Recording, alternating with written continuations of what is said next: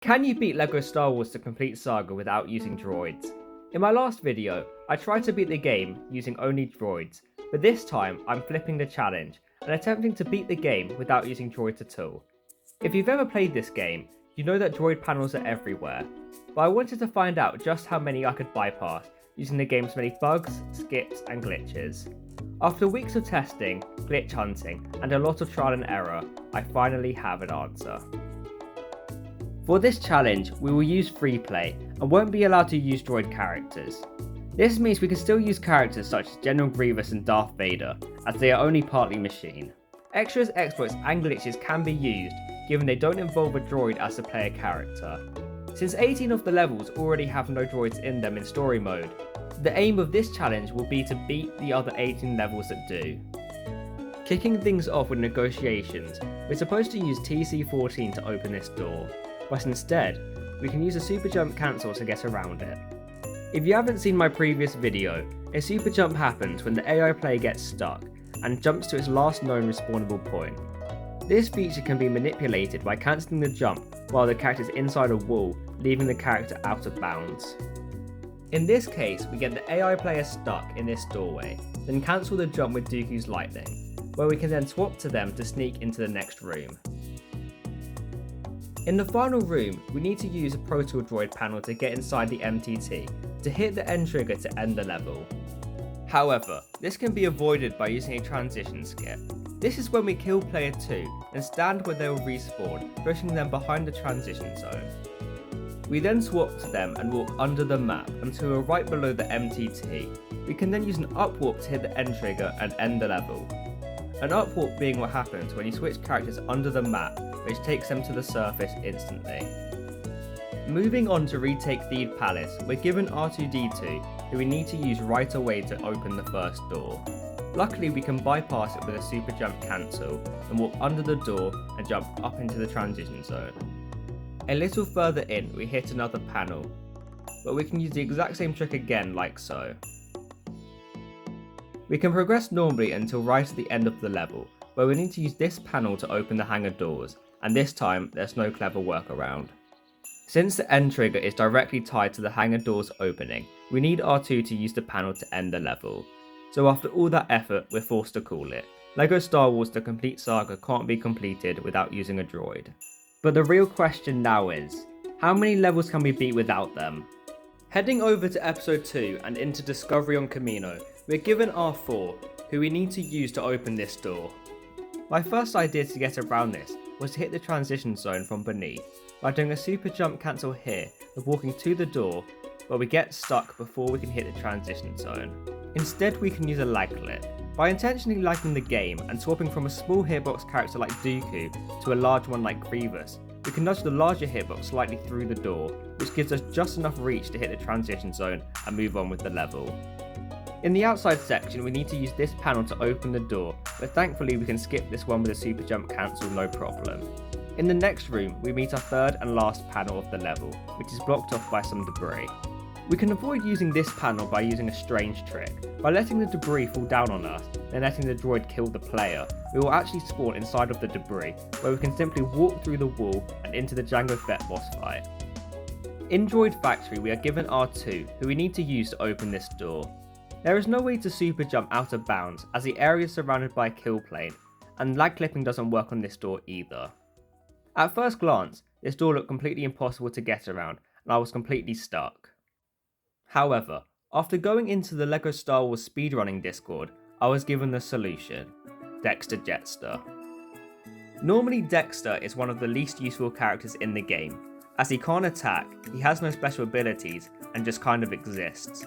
But he does have one thing going for him, his giant hitbox. By standing here with Yoda and switching to Dexter, his large hitbox actually gets pushed into the door as it can't fit in the space. From here we can jump up to the top of the door and switch back to Yoda to hit the transition zone. In the next room we're given C-3PO to open this door, but this time lag clipping with Grievous works. We can use the same trick on another door shortly after. In the final room, we're supposed to use this panel to get the explosive needed to destroy the ray shield, but instead we can do a triple jump with Yoda to jump over the door. Due to Yoda's strange hitbox, he is actually able to clip through most ceilings in the game, which by triple jumping allows him to jump over most doors. For those wondering, a triple jump is when a lightsaber character does a slam and is quickly swapped to another character to launch them higher into the air. Here we can use it to reach Obi-Wan and set him free. Fortunately in Jedi Battle, we are given R2, but we don't actually have to use him, as we only need a Jedi character to beat the level. In Chancellor In Peril, we get R2 partway through the level, where we need to use him to access the explosive to blow up the next door. We can't triple jump up to it, as the ceiling is solid, and we can't use a lag clip, as the transition zone is above the wall. I found out it was possible to triple jump out of bounds here, where I tried to get into the room with the explosive to force it out, but that didn't work. I also attempted to get to the next room from underneath, but unfortunately the entire area is surrounded by a kill plane, so there's no way to jump up. However, if we stand here just below the edge of the wall, we can chain jumps up to the top of the ceiling and then walk into the next room. In this room, we are blocked off again by another panel to the Dooku boss fight. To get around this, we can triple jump here to get out of bounds, then we can jump up to the door and hit the transition zone. Finally, to get into the end room, we have to open another door, but to get around this one, we can just lag clip through it with Grievous. Hopping over to episode 4 and into Secret Plans, the first problem we encounter are these two panels here, where we meet R2 and C-3PO.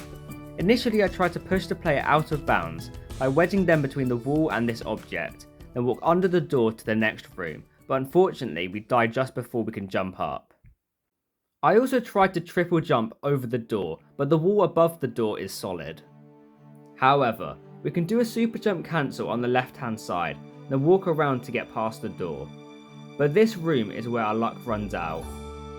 We need C-3PO for this door, but there's no way to get out of bounds as the door is surrounded by a kill plane and lag clipping doesn't work here either.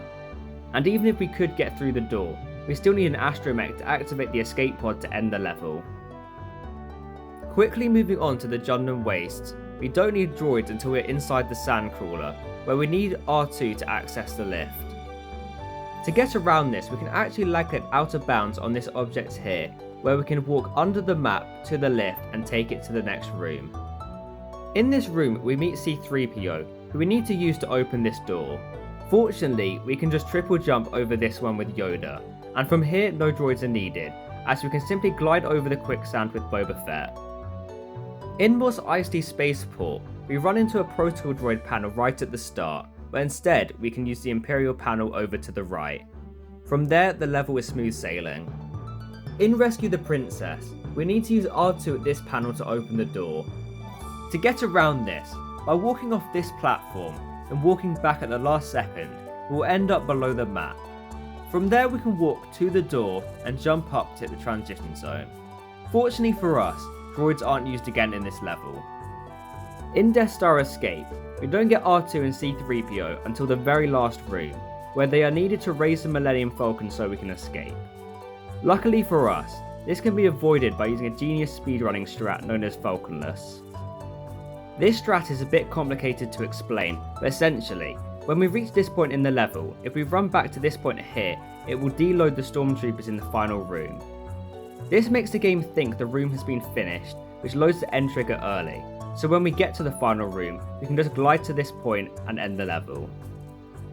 Diving into episode 5 and into Escape from Echo Base, instead of using C-3PO, we can avoid this door by doing a super jump cancel, then walking to the transition zone. To get past this door, we can push the C-3PO flipper up to this top section. Then we can drop in player 2 and wedge them against the wall like so, to push them out of bounds. From there we can walk around the door and into the hallway, and finish the level off as C-3PO isn't needed again.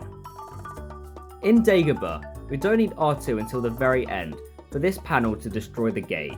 Unfortunately, there's no way to end the level without forcing the X-Wing, and there's no way to access the X-Wing without destroying the gate, so we have no possible way of completing this level.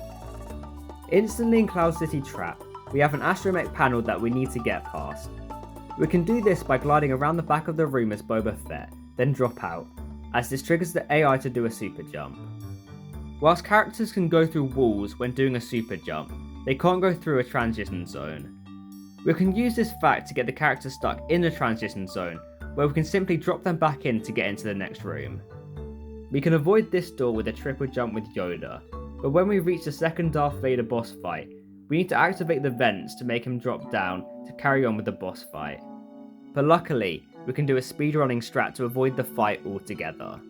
Speedrunners will set up a super jump with R2 here and climb this wall from out of bounds, where they can glide to the end of room transition zone.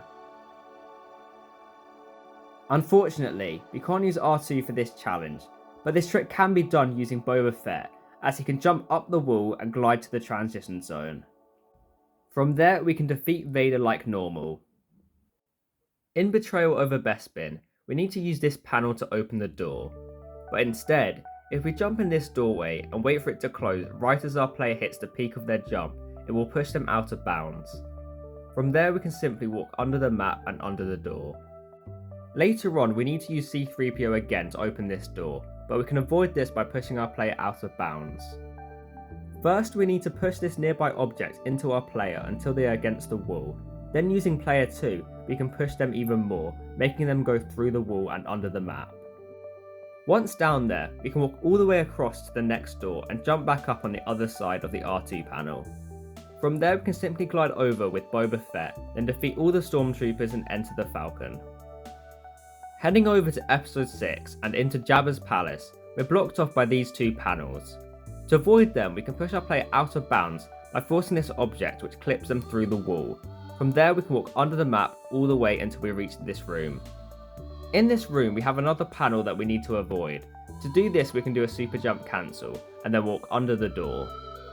Unfortunately, in the Rancor pit, we need to use these panels to release a Gamorrean guard, as there's no way to damage the Rancor without them, which is required to end the level.